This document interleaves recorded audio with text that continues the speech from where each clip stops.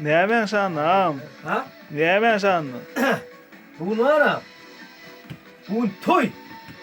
Ne yapayım doy? Hemen toy. Bugün bugün ne diyor? 40 yaş yani. Oynayacağız ya. Uzak yaşam 36 yaşım. Yine o kitaplar 36 yaşa. Üçüncü ne belli telliye mi? Üçüncüyü ne öldüm doyurdum ama şimdi. Ya oha oğlunlar. Senin yaşına uzak olsun. Bölümü gitsin sen bana bir sıyla formatla.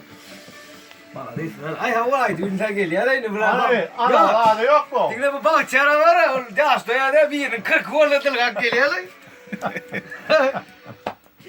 Anam Utku. Aynı kayamaman zaten toy notrolu. Ama indi kay dinle.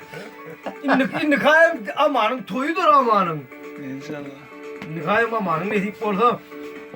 Durmuş toyu. Piyum var toydur.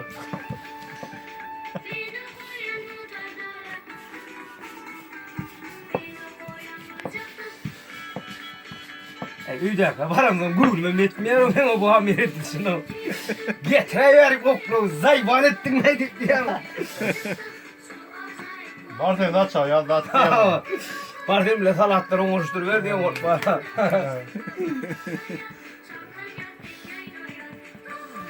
Anam da tamam olayım. Ha. Tamam.